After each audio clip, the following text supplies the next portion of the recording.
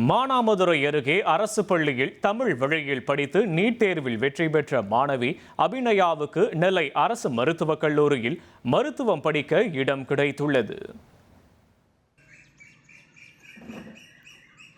சிவகங்கை மாவட்டம் மானாமதுரை அருகே மணக்குளம் கிராமத்தைச் சேர்ந்த கட்டிட தொழிலாளர்களான மலையப்பன் பஞ்சவர்ணம் தம்பதியின் மகள் அபிநயா.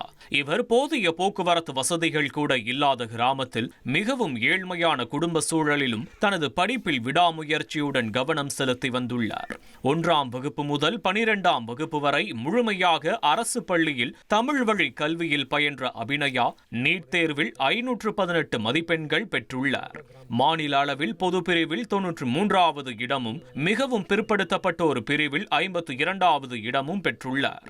இந்நிலையில் அரசு பள்ளி மாணவர்களுக்கான 7.5% இடஒதுக்கீட்டின் மூலம் நெல்லை அரசு மருத்துவக் கல்லூரியில் மருத்துவம் படிக்க அபிநயாவுக்கு இடம் கிடைத்துள்ளது.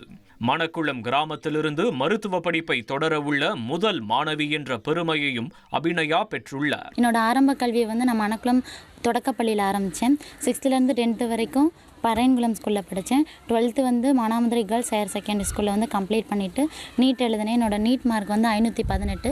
இப்போ எனக்கு 7.5% இடஒதுக்கீட்டில் திருநெல்வேலி மெடிக்கல் காலேஜில் கவர்மெண்ட் சீட் கிடச்சிருக்கு.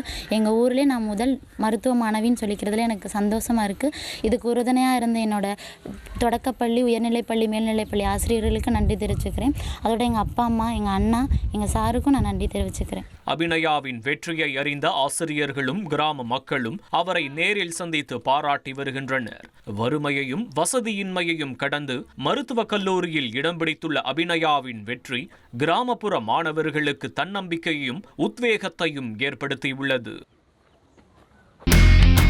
இனி செல்லும் இடமெல்லாம் செய்தி. தந்தை டிவியின் வாட்ஸ்அப் சேனலை ஃபாலோ பண்ணினா செல்ல இருக்கும் இடமெல்லாம் செய்தி. இதோ QR கோட் இப்பவே ஸ்கேன் பண்ணுங்க, ஃபாலோ பண்ணுங்க.